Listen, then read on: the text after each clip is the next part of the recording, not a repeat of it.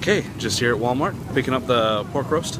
Been all over town. Doesn't look like anybody's got very good cuts, so I'll show you what we got. Down here we've got the picnic roasts. Just the lower half of the shoulder. It's not quite what I'm looking for. I actually prefer the Boston butt style. So here we've got a couple here. I wanted to show kind of my selection process. Took a look at this and you can see this one's a little more lean, not a whole lot of marble in the meat, just fat pieces on the edge. Whereas this one has a whole lot of marbling in the meat, which is kind of more what we're looking for. So we're going to go ahead with this guy right here. All right, I just got done preparing my flyer for tomorrow, and I'm going to get ready to take care of the pork shoulder right now, get it all injected and stuff. And so I'm going to go ahead and show you guys my process.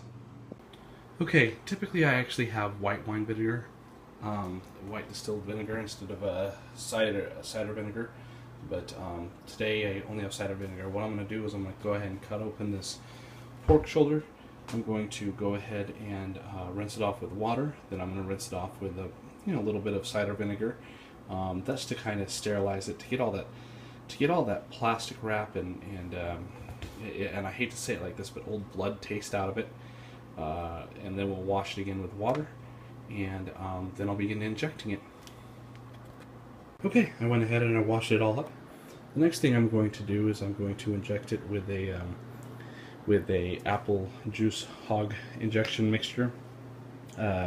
Basically, it's got apple juice, salt, sugar, a little bit of flavor enhancer, and my personal touch, just a little bit of hot sauce, habanero style hot sauce. I'm going to go ahead and I'm going to inject both sides of this. I have myself a little bit of marinade injector, and I'm going to go ahead and put it in here.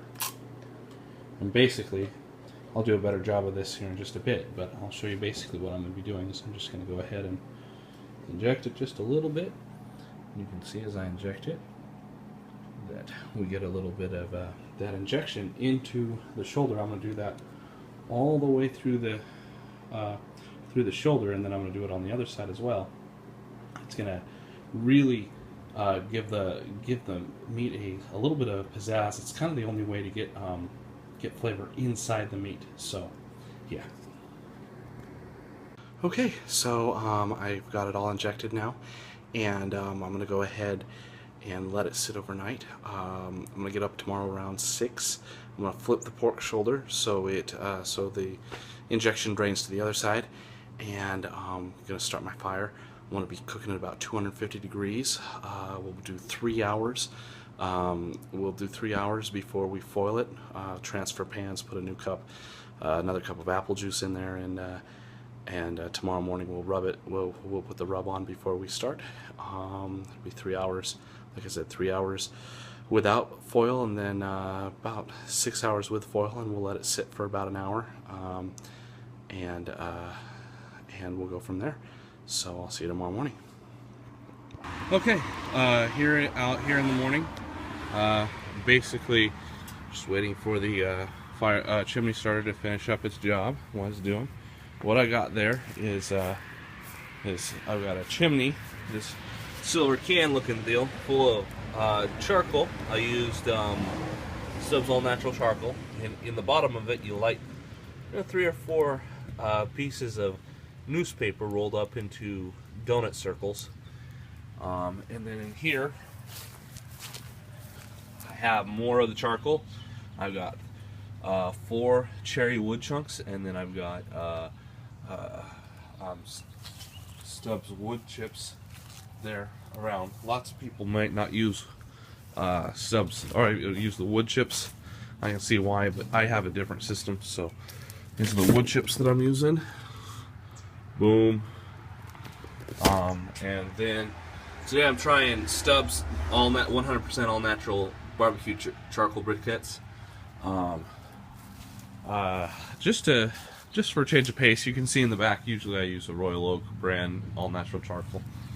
Anyway, so let that chimney starter go for 10 minutes, and then after we let it go for 10 minutes, we'll dump it on top of the unlit charcoal, and we'll put another 2 or 3 wood chunks on top of it, Here we have the actual centering and everything.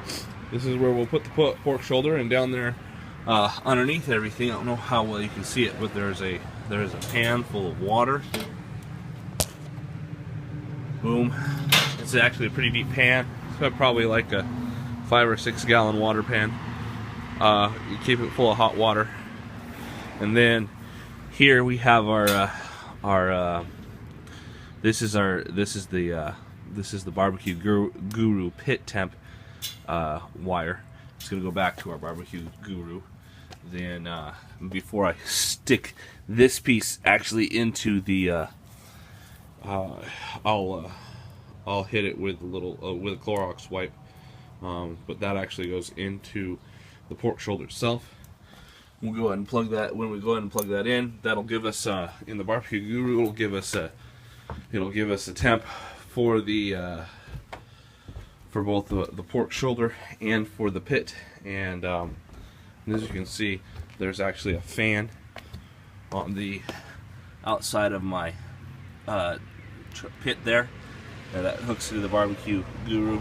So basically, that pit or that fan stokes the fire and keeps the pit temp perfectly at 250 degrees. So that'll be great for doing this cook, for keeping a consistent temperature for this cook. So yeah, we go in and rub up the pork shoulder real quick. So now I've got my cute little helper here. She's helping me barbecue this morning. Hi, Alice. Hi. Anyway, so as you can see, there is the freshly rubbed barbecue pork shoulder. Oh, doesn't that look good? Can't wait for it to get done. My barbecue guru is telling us, hey, our pit's at 250 degrees, right where it needs to be. Now, important thing to notice, barbecue guru says, hey, we're at 250 degrees.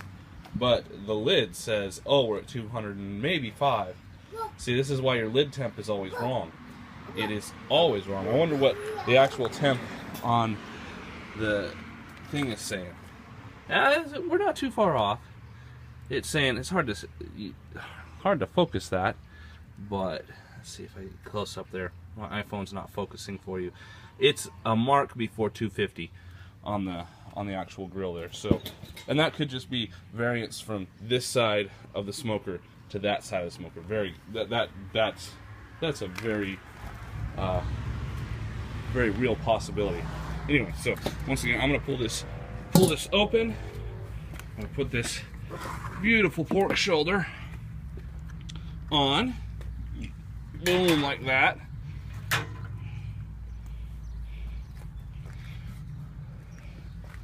And now we wait. A lot of people will open that lid up, yada yada yada, to see what their temperature is throughout the cook and stuff. But the wonderful thing about having the barbecue guru is she's gonna gain her temp back here in just a second. Now she did drop to 205 degrees. That happens when you pull the lid off like that. So, but the fire's hot, and as you can see, she's already coming up. She's already regaining her temp, 210, 211. She'll climb back up to 250 degrees, and then before you know it, we'll be cooking. So I'm gonna cook this for 3 hours. Then I'll open up the temp and add a cup of apple juice to the pan and put foil over it. We'll cook it then for. Sorry about that. We'll cook it then for another 6 hours, like that at 250 degrees. We'll pull it off. We'll glaze it, and let the pork shoulder sit in a warm temperature. You know, probably I don't know what I'll do. Anyway, you want to keep it warm, like 150 degrees in some kind of 150 degree thing, and let it just kind of sit there and suck all its juices up and everything. And then we'll pull it apart and cut it and everything. So look at that, our temp's already up to 227. So she's climbing right back. We're back in the acceptable range for cooking. So anyway, hey, my other helper came out to help. We've got both Arya and Alice helping. Say hi, Arya. Hi. Hi, Alice. Hi. All right. Okay, so I went ahead and it's now about 10:15 in the morning-ish. We got this on at 7:15-ish, so it's about 10 in the morning. I went ahead and I covered it with tin foil. I've checked the fire. Fire's looking pretty good. Water's looking good. So it's ready to go. We're going to go ahead and set the timer for 6 hours now. I had to, my pit thermometer was giving me all kinds of jazz, and I knew it was wrong because my grate temp thermometer was telling me I was okay. So what I did is I had to pull out the meat thermometer that we had stuck in the pork shoulder, and pulled that out, cleaned it up, and we're using that, plug that into the pit section of the Barbecue Guru now, and I'm getting a much more accurate temp because it was saying, oh, I'm at like 195 degrees, but I knew we were at like 245, so I was like, gotta fix that. So that'll probably be something I have to order and replace to get a new one. But other than that, yeah, cook is coming along great. Should be done. We should be done cooking at 4 o'clock, and after we give it that hour to seize up, it'll be about 5 o'clock, 5:15-ish. So it was looking good. We were at, when I finally made this swap over, our pork shoulder was sitting at 127. So yeah, looking good. It's actually gonna take. I gotta actually hold this sucker a little bit to get it out. She's big. Look at how juicy that sucker is. Oh, delicious, delicious, delicious, delicious. I'm gonna go ahead, look over here. We've got our glaze. Basic vinegar, barbecue sauce, corn syrup, and apple jelly. And watch what that does. Now, if that just doesn't make you want to have barbecue, I really don't know what will. Because it is looking good. This is my favorite part because this is where it starts to get appetizing. You know, it starts to get real. An hour from now, as we let this sit in its juices a little bit, it's going to seize all up, and it is going to taste phenomenal. There's just no other word for it. Alright, we're just trying to get a light coat over that. Take a look at that.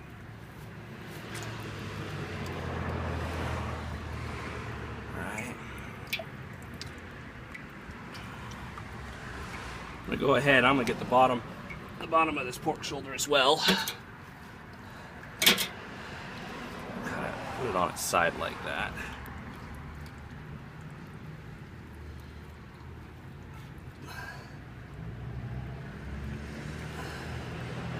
Just to kind of make sure we get the glaze all through it. Right? Then I'm just gonna see how I've got it off to the side here. I'll put my lid back over it. Like so. I'm just gonna leave it there.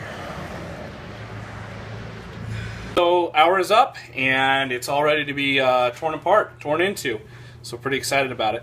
Down here we've got the pork shoulder, and we'll see how done it is.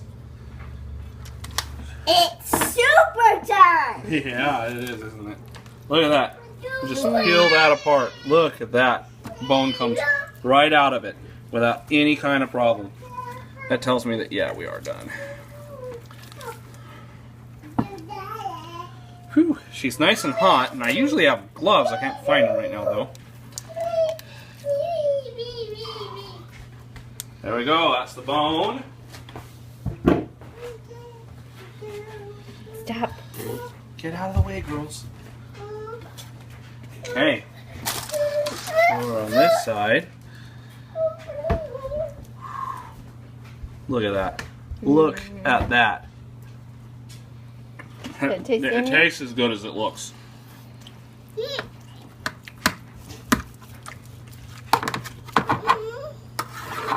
Whew. Oh, that's good.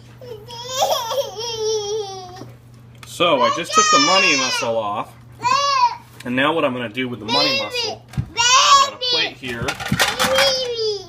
Put it on a plate. I'm going to slice it up.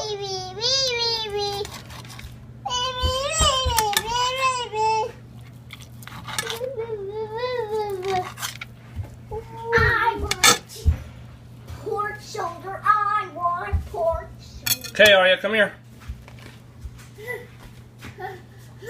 Tell me how that tastes.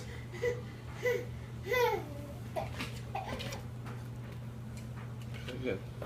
Get her. Get her. What do you think, Arya?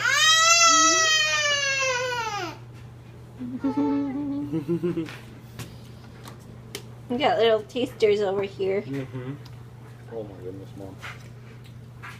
Oh my goodness.